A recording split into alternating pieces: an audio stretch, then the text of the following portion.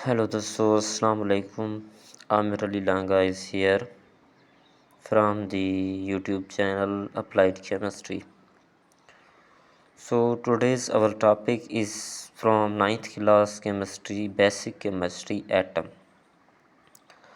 दोस्तों अॼु जो असांजो जेको टॉपिक आहे उहो एटम जे बारे में आहे। एटम जेको आहे सो असांजो केमिस्ट्री में हिकिड़ी बेसिक शइ आहे। त एटम जे बारे में मुख़्तलिफ़ साइंटिस्ट हुया, मुख़्तलिफ़ उन पंहिंजे बारे में जेको आहे सो मतिलबु नज़रिया ॾिना, त एटम जा कॉन्सेप्ट ॾिना पंहिंजा जेको आहे सो। हाणे असां पढ़ंदासीं इनिशियल जेके कॉन्सेप्ट हुया, शुरूआती कॉन्सेप्ट हुया एटम जे बारे में, शुरूआती ॻाल्हियूं जेके हुयूं, फिलासॉफिकल कॉन्सेप्ट जेके हुया उहे कहिड़ा हुया, उहे असां अॼु पढ़ंदासीं।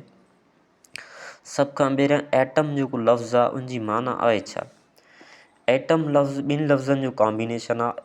ए मीन्स ही ग्रीक वर्ड आहे, ॿिनि लफ़्ज़नि जो कॉम्बिनेशन आहे। A means not and tomos means cuttable और डिवाइजेबल। हाणे एटम जेको आहे सो मैटर जो अहिड़ो पार्ट आहे जंहिंखे असां फर्दर न कटे सघूं था, न उनखे असां जेको आहे सो मतिलबु विरहाए सघूं था। उनखे असां छा चवंदा आहियूं, एटम चवंदा आहियूं। हाणे असांजो अचे थो 400 BC में, 400 BC में, मतिलबु बिफोर क्रिस्टन में, हज़रत ईसा अलैहिस्सलाम खां अॻु में ॿ फिलासफ़र हुया। हिकिड़ो हुयो डेमोक्रेटस, ॿियो हुयो लुकिपस। उन्हनि जेको आहे एटम जे बारे में कुझु पंहिंजियूं जेको आहे सो नज़रिया पेश कया, कुझु पंहिंजा राय ॾिना। त असांजा जेके फिलासफ़र हुया, असां पढ़ंदासीं हाणे फिलासॉफिकल कॉन्सेप्ट ऑफ एटम। त फिलासफ़र जेके हुया उन एटम जे बारे में छा ॿुधायो। हाणे atom is a smallest particle of matter. Atom छा आहे, मैटर जो स्मॉलेस्ट पार्टिकल आहे जंहिंखे असां न फर्दर कटे सघूं था, न जेको डिवाइड करे सघूं था। असां डेली लाइफ में हिकिड़ो मिसाल वठूं, का शइ खे कटींदा रहूं। हिकिड़ो मिसाल तौरु असां हिकिड़ो जेको आहे सो को बि मतिलबु एटम जो पार्टिकल खणूं था, को आयरन जो पार्टिकल खणूं था, उनखे कटींदा रहूं। लास्ट में असांखे अहिड़ा पार्टिकल अची वेंदा त उनखे असांखे जेको आहे सो फर्दर कटणु, उनखे वधीक विरहाइणु असांजे लाइ मुश्किल थी वेंदो। त असांजो जेको मतिलबु मैटर आहे, मैटर अहिड़नि शयुनि मां ठहियलु आहे जंहिंखे असां जेको आहे सो अहिड़नि नंढनि शयुनि मां ठहियलु आहे जंहिंखे असां न वधीक कटे सघूं था, न वधीक विरहाए सघूं था। त असां जेको आहे सो फिलासॉफिकल कॉन्सेप्ट पढ़ंदासीं। त फिलासफ़र जेके हुयूं उन्हनि कहिड़ियूं ॻाल्हियूं कयूं एटम जे बारे में। हाणे matter is composed of indivisible and infinite number of building block of atoms. हाणे जेके ॿ साइंटिस्ट हुया, ॿ फिलासफ़र्स हुया, जेके हिकिड़ो हुयो असांजो लुकिपस, ॿियो छा हुयो, डेमोक्रेटस। हाणे असांजा जेको लुकिफस जेको हुयो, असांजो डेमोक्रेटस, इन्हनि जूं ई ॻाल्हियूं हुयूं त matter is composed of invisible मतिलबु जेके ग़ाइबु हुजनि, असांखे नज़र न अचनि, ऐं उन खां बाद में इंडिविज़िबल जंहिंखे असां फर्दर डिवाइड न करे सघूं, न विरहाए सघूं, and infinite number of building block of atoms. हाणे उन्हनि चयो त एटम असांजो जेको ठहियलु आहे इनविज़िबल, इंडिविज़िबल एंड इनफाइनिट, मतिलबु उनजी का जेको आहे सो मतिलबु हदि न आहे, उनखे असां काउंट नथा करे सघूं। इनफाइनिट नंबर ऑफ जेको आहे सो building block of the atoms. असांजो जेको मैटर आहे उहो छा आहे, असांजो इंडिविज़िबल ऐं इनविज़िबल ऐं infinite number of building block of जेको आहे सो एटम्स मां असांजो ठहियलु आहे। इहो छा आहे, असांजो फिलासॉफिकल कॉन्सेप्ट आहे। या असां इनखे ईअं बि डिफाइन करे सघूं था कि the smallest particle of matter is called atom.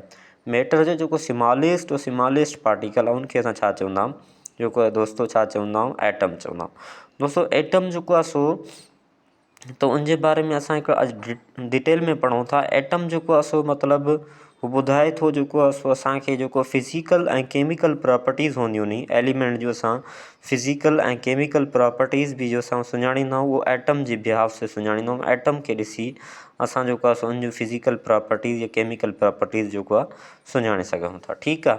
त कंहिं बि जेको आहे एलिमेंट जी फिज़िकल ऐं केमिकल प्रॉपर्टी खे ॼाणण जे लाइ असांखे हेल्प छा जी पवंदी आहे, एटम जी पवंदी आहे। एटम जे ज़रिए असांजो जेको मतिलबु फिज़िकल प्रॉपर्टीज़ या जेको असांजो केमिकल प्रॉपर्टीज़ उनजूं सुञाणे सघूं था। हाणे उन्हनि ॿुधायो कि they said that their different combination produce different atoms. हाणे जेको आहे सो उन्हनि फिलासफ़र ॿुधायो कि मुख़्तलिफ़ जेके एटम्स जा कॉम्बिनेशन नी मुख़्तलिफ़ जेको आहे सो छा ठहनि था असांजो जेको आहे सो मतिलबु एटम्स या जेको आहे सो मैटर ठाहिनि था सॉलिड लिक्विड गैस।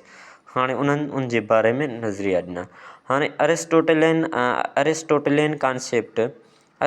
कॉन्सेप्ट वरी जेको आहे सो ॿ जेके साइंटिस्ट ॿ फिलासफ़र्स हुया, हिकिड़ो हुयो असांजो जेको आहे सो लुकिपस ऐं ॿियो जेको हुयो असांजो डेमोक्रेटस।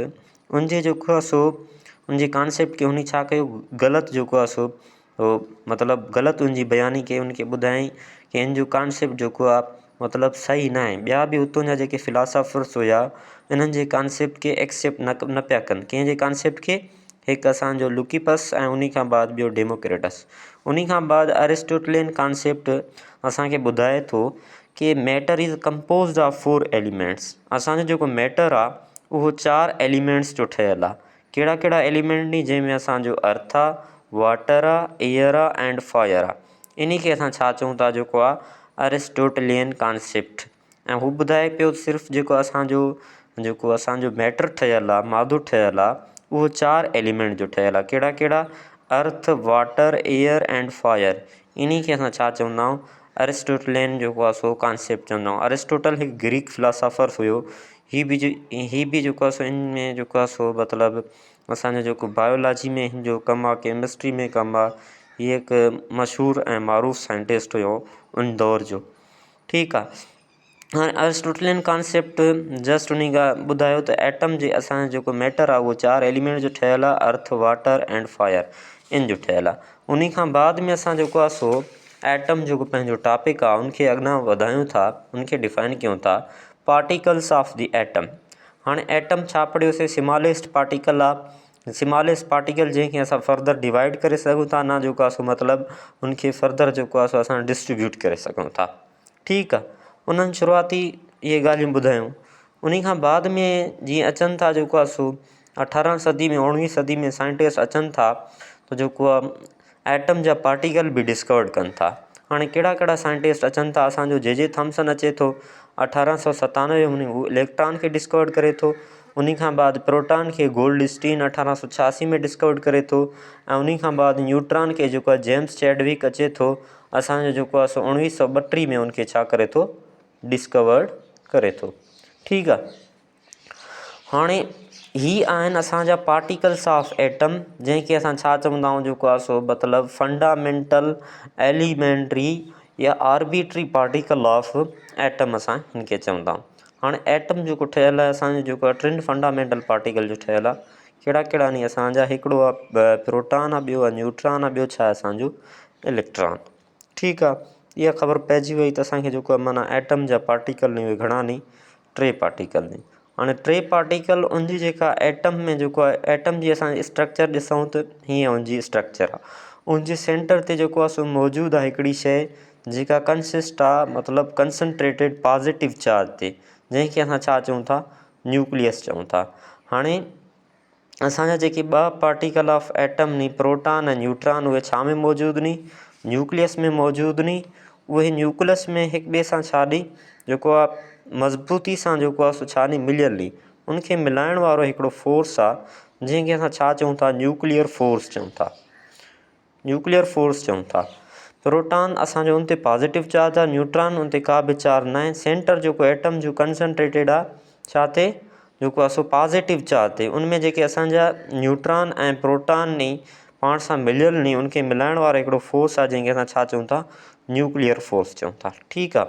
हाणे असांजो जेको 3 पार्टिकल नी, इलेक्ट्रॉन, प्रोटॉन, न्यूट्रॉन। प्रोटॉन ऐं न्यूट्रॉन जी ख़बर पइजी वई त किथे नी? सेंटर ते मौजूदु नी। ऐं सेंटर ते असांजो जेको न्यूक्लियस आहे, न्यूक्लियस ते पॉज़िटिव चार्ज आहे ऐं न्यूट्रॉन ते का बि चार्ज न आहे। उन खां बाद इलेक्ट्रॉन जी जेका प्लेस आहे हू जेको हिननि ॿाहिरि जेके गोल दायरा नी, इनखे असां छा चवंदा आहियूं? शेल्स चवंदा आहियूं या ऑर्बिट्स चवंदा आहियूं। ठीकु आहे। या हिनखे असां एनर्जी लेवल बि चवंदा आहियूं। एनर्जी लेवल बि हिनखे चयो वेंदो आहे, एनर्जी स्टेट्स बि चयो वेंदो आहे। एनर्जी स्टेट्स बि असां हिनखे चवंदा आहियूं। ठीकु आहे। त हाणे ही छा हूंदा नी? इहे जेके इलेक्ट्रॉन हूंदा नी ॿाहिरि जेको आहे शेल में रिवॉल्व कंदा रहंदा आहिनि, इनखे असां छा चवंदा आहियूं? एनर्जी कैरियर चवंदा आहियूं। छा चवंदा आहियूं? Energy carrier. छाजे करे? इन में एनर्जी मौजूदु हूंदी आहे। हाणे असांजी हिकिड़ी हूंदी आहे एटम में एक्साइटेड स्टेट ईंदी आहे। हीअ बि असांजो जेको बेसिक कॉन्सेप्ट आहे एटम जे बारे में असांखे ख़बर हुजणु घुरिजे। एक्साइटेड स्टेट ऐं उन खां बाद में हूंदी आहे असांजी जेको आहे सो मतिलबु ग्राउंड स्टेट। छा हूंदी आहे? ग्राउंड स्टेट हूंदी आहे। हाणे ग्राउंड स्टेट खे असां छा चवंदा आहियूं? डी एक्साइटेड स्टेट चवंदा आहियूं। कहिड़ी स्टेट चवंदा आहियूं? डी एक्साइटेड स्टेट चवंदा आहियूं। ठीकु आहे। हाणे इहा ॻाल्हि ज़हन में रखी छॾियो त असांजो हीउ सेंटर ते न्यूक्लियस आहे। न्यूक्लियस खां ॿाहिरि में जेके असांजा शेल नी के आहे, एल आहे, एम, हर हिकु शेल में डिफरेंट नंबर ऑफ इलेक्ट्रॉन मौजूदु नी। ऐं असां जेको आहे जेतिरो माना न्यूक्लियस खां परे वेंदासीं त ओतिरी जेका इलेक्ट्रॉन जी एनर्जी आहे इंक्रीज़ थींदी, ओतिरा नंबर ऑफ इलेक्ट्रॉन छा थींदा? वधंदा। हाणे असां ॾिसूं त असांजो जेको माना एक्साइटेड स्टेट आहे, डी एक्साइटेड स्टेट आहे, या जंहिंखे असां ग्राउंड स्टेट चवंदा आहियूं, उहा कॾहिं ईंदी आहे एटम जी? एटम इहो ॿिनि स्टेट्स में असांजो जेको थींदो, एक्साइटेड स्टेट में थींदो आहे ऐं डी एक्साइटेड स्टेट में बि थींदो आहे। एटम जॾहिं इलेक्ट्रॉन जेके नी न्यूक्लियस जे क़रीब नी उहो जंपिंग कनि था लोअर शेल, मतिलबु के शेल जेको न्यूक्लियस जे वेझो आहे उहो छा आहे? असांजो लोअर शेल आहे। लोअर शेल खां हायर शेल ॾांहुं जंपिंग कंदा त उनजी एनर्जी छा थींदी? इंक्रीज़ थींदी। ऐं उहे कहिड़ी स्टेट में ईंदा? एक्साइटेड स्टेट, मतिलबु पुरजोश थींदा, उनमें वधीक ताक़त ईंदी। जॾहिं जेको उहे जंपिंग कंदा वेंदा किथे? जेको आहे सो लोअर शेल खां हायर शेल, नंढनि शेलनि खां, मतिलबु जेके न्यूक्लियस जे वेझा हूंदा उनखां परे वेंदा त उनजी एनर्जी छा थींदी वेंदी? इंक्रीज़ थींदी। हिते आयो त हिनजी एनर्जी हिते आयो वधी वई, हिते आयो अञा उनजी एनर्जी छा थी वेंदी? वधी वेंदी। चवण मां मुराद इहो आहे त इलेक्ट्रॉन जेतिरो न्यूक्लियस खां परे वेंदो ओतिरी उनजी जेको एटम जी साइज़ वधंदी, ओतिरा नंबर ऑफ इलेक्ट्रॉन वधंदा, ओतिरी उनजी एनर्जी छा थींदी? इंक्रीज़ थींदी। ठीकु आहे। इन स्टेट खे असां छा चऊं था?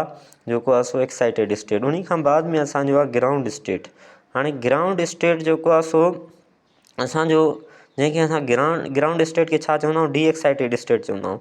उनमें छा हूंदो आहे त को बि जेको आहे सो माना एटम जेको आहे सो असांजो न जेको आहे सो एनर्जी जेको आहे सो लॉस कंदो आहे, न जेको आहे सो गेन कंदो आहे, न उनजी एनर्जी में इंक्रीमेंट ईंदो आहे, न डिक्रीमेंट ईंदो आहे, न उनजी एनर्जी घटिबी आहे, न जेको आहे सो मतिलबु वधिबी आहे। जिथे इलेक्ट्रॉन हूंदा नी उते फिक्स बीठा हूंदा नी, उनजी एनर्जी इंक्रीज़ न थींदी आहे। अहिड़ी स्टेट खे असां छा चवंदा आहियूं? ग्राउंड स्टेट या डी एक्साइटेड स्टेट। या डी एक्साइटेड स्टेट असां हिनखे बि चवंदा आहियूं त जॾहिं जेको आहे इलेक्ट्रॉन माना जेको आहे सो पहिरियों मथे विया, हेठि खां मथे विया त उहे एक्साइटेड स्टेट में अची विया।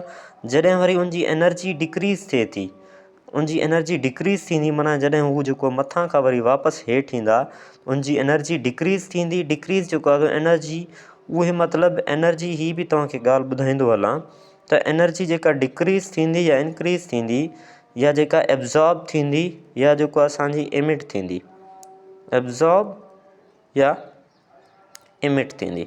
हाणे जेकॾहिं असांजो जेको आहे एटम लोअर शेल खां हायर शेल ॾांहुं वेंदो, हेठां खां मथे वेंदो, लोअर टू हायर, मथां खां हेठि वेंदो, उहो एक्साइटेड स्टेट में ईंदो, उहो एनर्जी छा कंदो?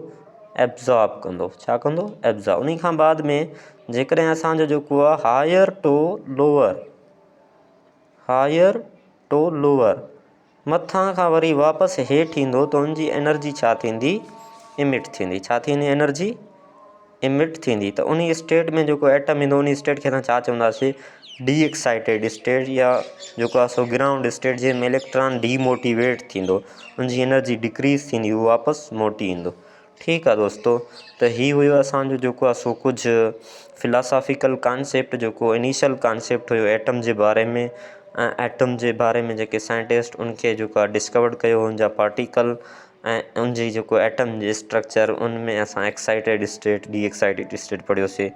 इंशाअल्लाह हिनखे जेको आहे सो अॻिते वरी असां वधाए पढ़ंदासीं कि इलेक्ट्रॉन जेको आहे सो ॿियो जेको टॉपिक हूंदो पंहिंजो, इलेक्ट्रॉन जी डिस्कवरी पढ़ंदासीं, प्रोटॉन जी डिस्कवरी पढ़ंदासीं, ऐं न्यूट्रॉन जी डिस्कवरी पढ़ंदासीं, उहे डिस्कवर कीअं थिया।